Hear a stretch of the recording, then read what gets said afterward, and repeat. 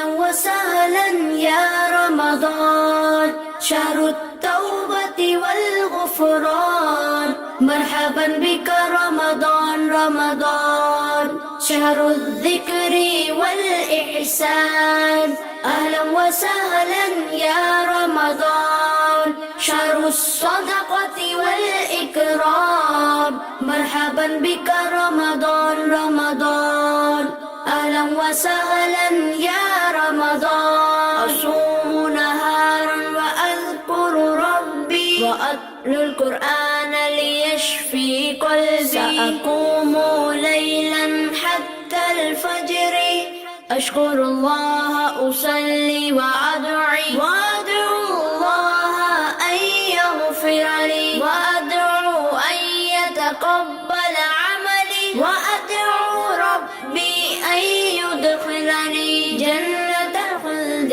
أنا وأحبابي أهلا وسهلا يا رمضان شهر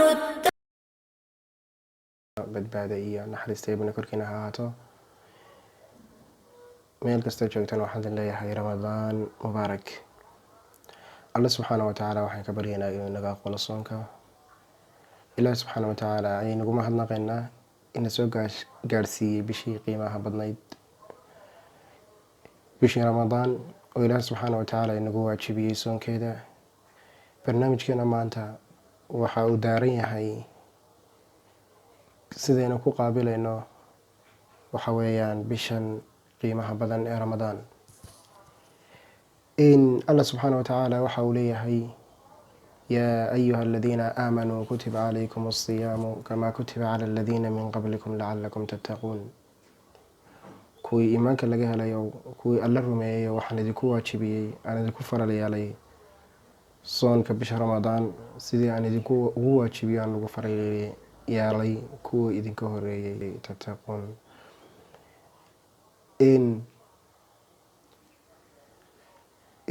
bishani run ahaantii waa bil qiimo badan. nabigeeni maxamed alha salawaatu rabbi wasalaamuhu caleyh waxa uu qaabili jiray bishan si aan waxa weyaan u qaabili jirin bilaha kale aanu u qaabili jirin.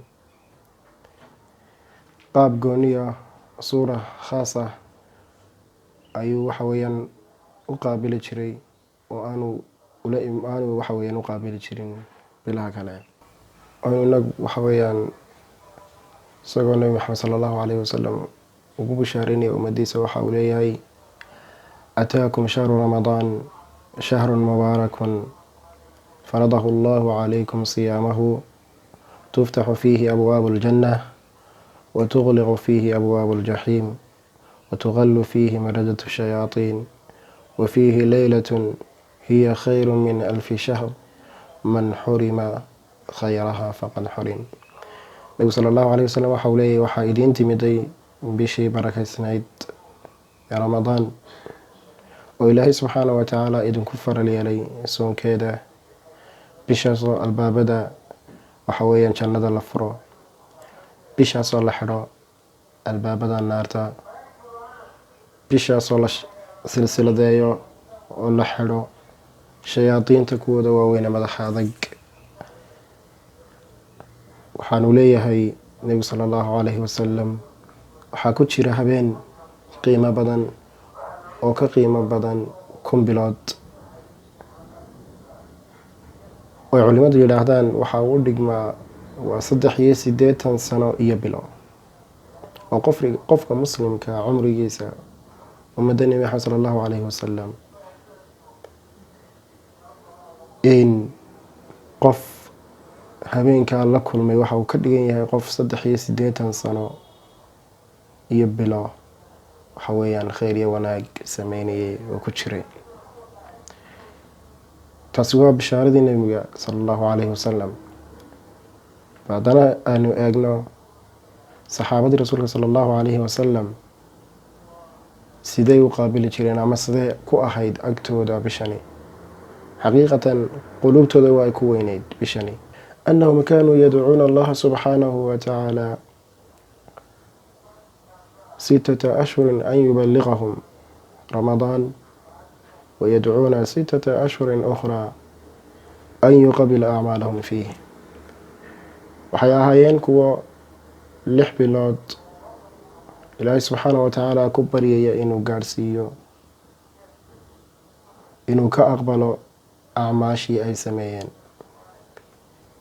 inuu ka aqbalo bisha qiimaha badnayd ee ay soo soomeen, acmaashay sameynayeen oo alla subxaanahu watacaala ka aqbalo ayay 6 bilood ee hore alla subxaanahu watacaala ka bari jireen. 6 kalena waxay alla subxaanahu watacaala weydiisan jireen inuu gaadhsiiyo ramadaan oo caafimaad qab ku gaadhsiiyo. waa weynida ay qulubtooda ku weyneyd bishani. waa bishii uu qur-aanka soo degay, waa bishii qur-aanka, waa shahru qur-aan. allana subxaanahu watacaala waxa uu soo dejiyey qur-aanka bisha ramadaan habeenka leylatul qadriga. waxaa loo baahan yahay inaynu kaga faa'iideysano qur-aan akhris oo aynu waxa weeyaan maalinta alla subxaanahu watacaala caafimaad qab inagu gaadhsiiyo, aynu caafimaad qab ku soonno, aynu waxa weeyaan qur-aanka akhrino oo bishii 3 jeer dhamayno, maalintii 3 juz akhrino, bishii 3 jeer dhamayno ama inka badan dhamayno. haddii waxa weeyaan aynaan awoodin ama aynu waxa weeyaan ayn calal aqal mar qur-aanka qofku dhameeyo, dee qofkii carabka fududaa ee ilaahi subxaana watacaala u fududeeyeyna 10 jeer iyo inka badan ayaa u dhamaynaya. bishan waxaa la doonayaa arrinta labaad waxa weeyaan, arrinta saddexaad waxay noqonaysaa inaynu ku qaabilno qalbi farxad ku dheehan tahay, oo aynu kusoo dhaweyno bishan, oo aynu ku faraxno biquduumi shahri ramadaan, imaashiyaha timiday ee alla subxaana watacaala caafimaad qabi nagu soo gaadhsiiyey. aynu allana subxaana watacaala ugaga mahadnaqno, waayo dad badan oo ehelkeenna, walaalaheenna, saaxiibadeena aynu jeclayn oo bishii hore soomana oo inala joogay ayaan tan inala joogin, oo tii xaqa ahayd u timid, oo waxa weeyaan halkii rasmiga ahay tegay. adiga alla subxaana watacaala jaanis iyo fursad qaali ayuu ku siiyey. waxaa loo baahan yahay inaad kaga faa'iideysato oo waxa weeyaan aada bishaas ku mitido oo khayr iyo acmaal alle subxaana watacaala kuu dhaweynayo maalinta dambe wax kuu gooya, inaad waxa weeyaan kaga faa'iideysato ood soonkana ilaashato, waxa weeyaan ood ku dadaasho. arrinta afaraad waxay noqonaysaa inaynu badino xamdiga ilaahi subxaanahu watacaala, istiqbaalu shahri ramadaan bixamdi wa shukri lilahi subxaana watacaala, inaynu ku qaabilno alla subxaana watacaala, aynu mahadino oo aynugu mahadnaqno. arrinta afaraad waxay noqonaysaa, shanaad waxay noqonaysaa al-ikhlaas anniya lilah subxaana watacaala, waayo niyaddu acmaashu gebigeeduba waxay ahaatee niyo. xadiiska waad garanaysaan, inama alacmaalu binniyaat wa inamaa likulli imri'in maa nawaa. niyadaadana wixii aada niyeysatay khayra ayuunbaad leedahaad goosanaysaa. waxa weeyaan cibaadadana inaad ilaahi subxaana watacaala u khaalis yeeshaanad cid kale la wadaajin ayaa la doonayaa, khaalisan lilaah. waayo soonku waxa weeyaan waxa uu qofka muslimkaa baraa samirka iyo adayga, waayo min duluuci alfajri ilaa quruubi ashams ayuu addoonku ka tegay cabitaankii iyo cunitaankii. marka waxaa la doonaya inaad nafta ku samirsiiso ood ku adkayso, ood waxa weeyaan soonkaas aada ilaashato. waayo haddaanad soonkaaga ilaashan, oonad carabkaaga ilaashan, oonad indhahaaga ilaashan, oonad gabcahaaga ilaashan, soonkaagi waxa uu noqonayaa midaan maqbuul ahayn oo adiguna aada ku dhibaatootay oo aan laga aqbalin. allana subxaana watacaala waxaynu ka baryaynaa inuu ka yeelo soonkeena mid maqbuula. bishani waa bishii ducada oo la doonayo addoonku inuu ilaahay subxaana watacaala baryo. alla subxaana watacaala addoonkiisa waa uu ku farxaa addoonkiisa barya, waxaanu ka cadhoodaa addoonkiisa bari waaye.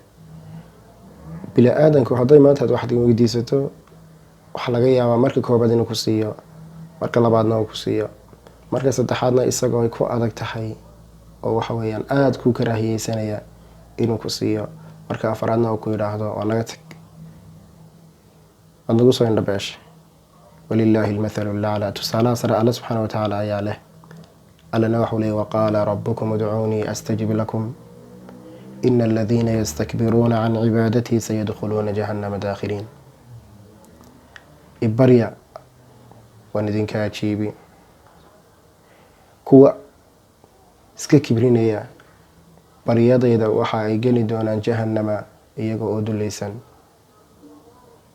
mar kale alle subxaana watacaala waxau leeyahy waidaa sa'alaka cibaadii canii fainii qariibun ujiibu dacwata addaaci idaa dacaan falyastajiibuu lii waliyuuminuu bi lacalahum yarshuduun.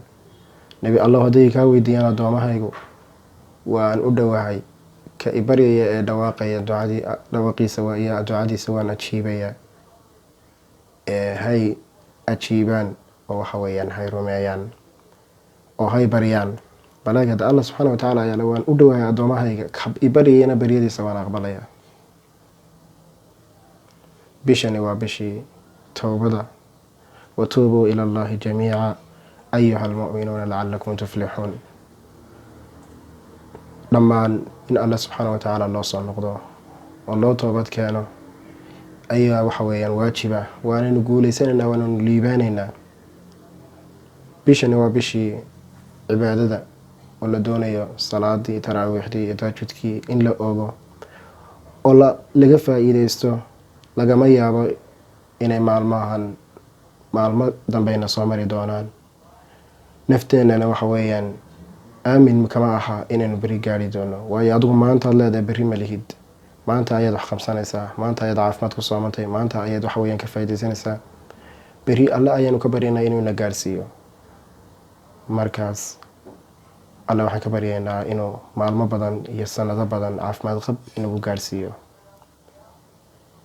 dhowrkaa arrimood ayaan kusoo gabagabeynayaa kelmadeyda maanta. alle subxaana watacaala dhammaanteen haynagu anfaco.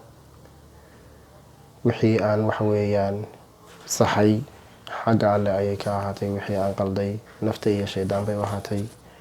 inta aan ku kulmayno barnaamijka kan xiga waxaan idinku dhaafayaa asalaamu calaykum waraxmat ullaahi wabarakaatu.